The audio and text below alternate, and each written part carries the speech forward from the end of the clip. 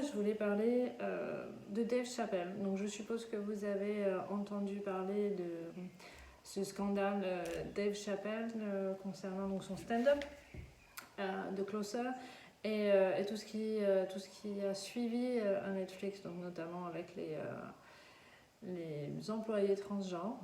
Donc en fait la première chose que... Bon, je vais récapituler rapidement. Donc Netflix a choisi de diffuser The Closer, le stand-up de Dave Chappelle, qui est accusé de transphobie, donc d'attaques régulières sur les personnes transgenres. Il y a eu un tollé au niveau des employés transgenres de Netflix et Ted Sarandos, donc le DG de Netflix, en fait s'est défendu en disant que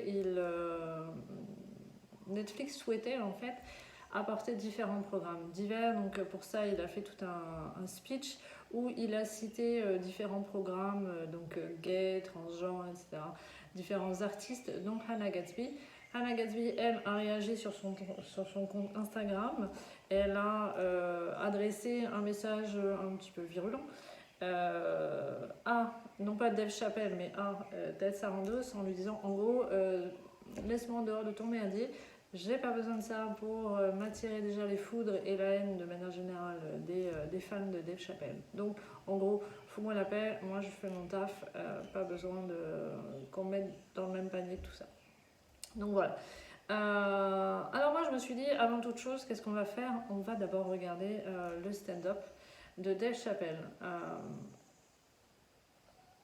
J'ai Paris, mais bon, alors ça à la rigueur, je veux dire, l'humour est très particulier, surtout propre à chacun. Je suis pas super fan des stand-up américains de manière générale, et en général des stand-up américains masculins encore plus, à part quelques-uns. Enfin, il y en a un que j'aime beaucoup, Steve Trevino par exemple, j'aime beaucoup. Voilà, mais bon, Dave Chappelle, celui-là m'a pas fait rire du tout. Alors, ça m'a pas fait rire, pas pour les raisons qu'on pourrait attendre, hein. C'est pas le fait qu'il appelle systématiquement les noirs niggas, les femmes bitches. Ça m'agace, mais à la rigueur, bon, c'est pas ça qui va me prendre la tête. Ça m'a pas dérangé. C'est pas le fait qu'il s'attaque aux lesbiennes, c'est pas le fait qu'il s'attaque aux gays de manière générale, qu'il s'attaque aux transgenres. En fait, ce qui m'a dérangé, mais vraiment fondamentalement dérangé, en fait, et qui m'a non seulement empêché de rire, mais vraiment où j'ai fait waouh, c'est ce positionnement où finalement on est tout le temps dans l'attaque, on est tout le temps dans la division. Et en fait, on prône systématiquement la violence. Et là, je parle même pas de violence verbale, je parle de violence physique, c'est-à-dire qu'il va raconter ses blagues, donc des histoires de vie, où finalement sa réponse va être systématiquement je vais lui péter les dents. Et l'audience est morte de rire. Et là, j'ai pas compris en fait qu'est-ce qui était drôle dans l'histoire où il va raconter qu'on commence à l'agacer au restaurant et qu'il va voir le gars parce que le gars est en train de le filmer et donc il estime qu'on est en train de le piéger, ce qui est peut-être vrai. Je veux dire, il a une certaine notoriété, donc, et puis surtout, il est connu, donc il a déjà été attaqué pour être anti-gay, anti-transgenre, etc. Donc forcément, je veux bien le croire, c'est dit, on essaie de me piéger, etc. Mais sa réponse, c'est quoi? C'est d'aller, en gros, vouloir casser la gueule du gars. Le mec il se lève, c'est une armoire à glace, et en fait il est tout fier de dire ok, moi je vais y aller quand même, moi je suis pas très rassurée. Et ah ouais, mais il avait du vernis, donc en fait il est forcément gay, et puis il est tout boutonné, tout ça. Donc en fait, il dit ce mec là il va pas savoir défendre, on va pouvoir y aller. Et toute la salle est morte de rire.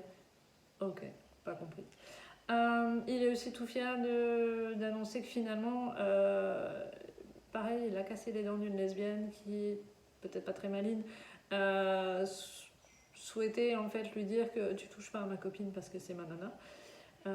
Voilà, et que finalement ça dérape et que il lui a remis les idées en place en lui cassant les dents. Et toute la salle est morte de rire. Ok. En fait, j'ai un vrai problème avec ça, non pas parce que on s'attaque à des gays, à des lesbiennes ou quoi que ce soit, c'est juste...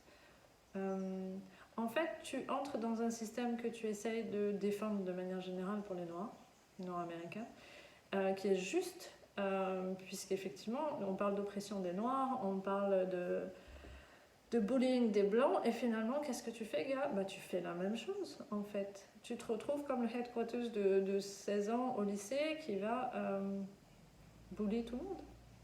Pourquoi? Parce que tu es Dave Chappelle, que tu es connu, que tu as de la thune, parce qu'aux États-Unis c'est l'argent qui te positionne, et qu'en fait, eh ben, au lieu d'utiliser cette notoriété pour défendre ce que tu penses être juste, puisque tu le dis toi-même, t'as rien contre les gays, t'as rien contre les transgenres, en fait ton problème il est avec les blancs.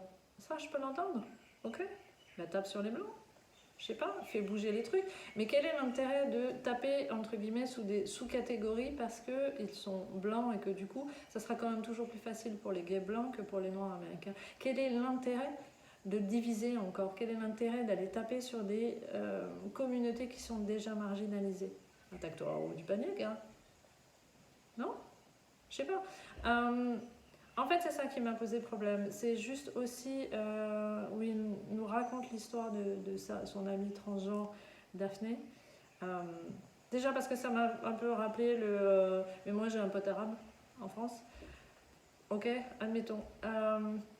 Cette histoire, c'est un vrai drame, puisque cette Daphné en question a fini par commettre un suicide.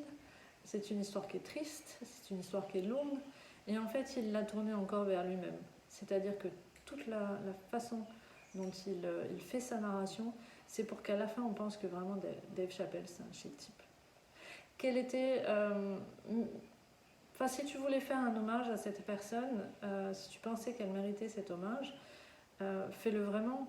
Ne le fais pas dans le genre, vous avez vu, moi en fait, je suis pas un petit transgenre, moi je suis un mec bien, moi je suis en train de mettre de la thune pour son enfant, parce que comme ça plus tard elle pourra s'en sortir. Te mets pas en valeur, gars. Je sais pas.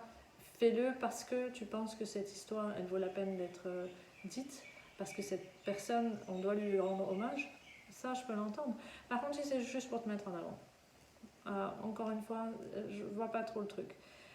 Il faut savoir que donc, suite à ces manifestations sur Netflix, suite à ces sorties de différents artistes d'ailleurs, concernant The Closer, Dave Chappelle a fait une allocution dans laquelle en gros il va dire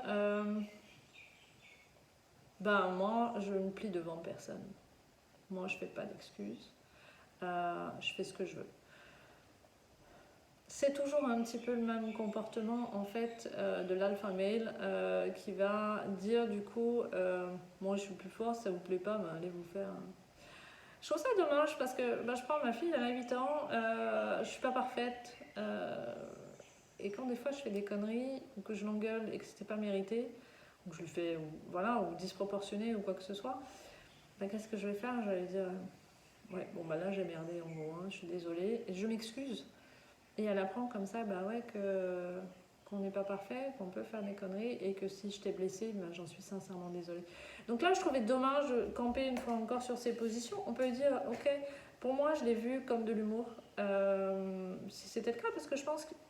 Objectivement, j'en sais rien, mais bon, je pense même pas foncièrement homophobe ou transphobe d'ailleurs. Je pense qu'il choisit peut-être la facilité parce que son public rit de ça et attend ça. Mais je trouve dommage en fait qu'il campe sur ses positions, sachant qu'il a potentiellement blessé des gens. C'était désolé, je pensais juste faire rire si ça vous a blessé, je suis désolée.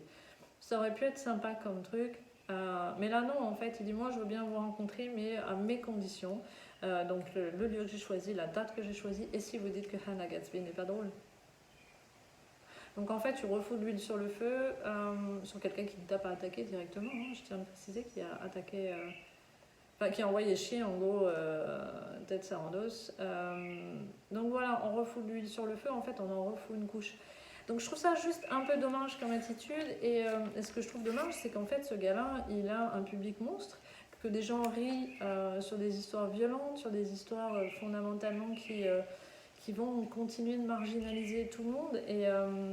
Et donc moi, en conclusion, en fait, je voulais juste dire que je vais jamais prôner la censure, je vais jamais dire il faut supprimer ce show, etc. Déjà parce que moi, ça m'a fait réfléchir, ça m'a permis de voir où je me positionnais. Et en fait, c'est un peu notre devoir, nous, en tant que spectateurs, c'est pas juste d'absorber les trucs, c'est d'aller se poser des questions, quel genre de choses on veut. Et moi, maintenant, chez un artiste, y compris dans l'humour, je vais choisir Je vais essayer de choisir en fait quelqu'un qui va rire avec les gens et pas forcément contre les gens. Et c'est possible, on peut le faire. Et du coup, je voudrais... Ok, c'est un peu fait exprès. Carrément fait exprès. Je voudrais en fait en conclusion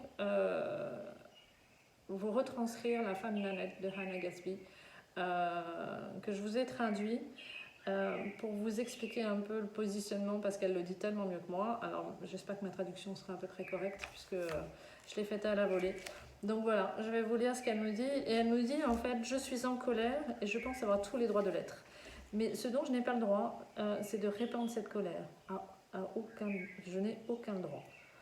Parce que la colère, tout comme le rire, peut connecter une salle remplie d'étrangers sans commune mesure. Mais la colère, même si elle est reliée au rire, ne relâche pas la tension. Parce que la colère est tension. C'est une tension toxique et contagieuse. Son seul but est de répandre une haine aveugle et je ne veux en aucun cas être responsable de ça. Parce que je me sens responsable de ma liberté de parole et le fait de me positionner en victime ne rend pas ma colère constructive. Ce type de colère ne peut jamais être constructif. Là, je vous ai fait un petit... j'ai coupé très légèrement l'allocution où elle parle de Vincent Van Gogh qui apparaît préalablement dans son spectacle Nanette. Et elle nous dit « Vincent Van Gogh nous a donné les tournesols, non pas parce que c'était un malade mental, mais parce qu'il avait un frère qui l'aimait. Et en fait, un frère qui lui a permis de se sentir aimé et connecté au monde. C'est cette partie de l'histoire dont nous avons besoin, la connexion. Donc même dans le rire, même dans les spectacles, même dans la création artistique, on peut être unis. On doit choisir d'être unis. Parce que sinon, franchement, on n'est pas rendu.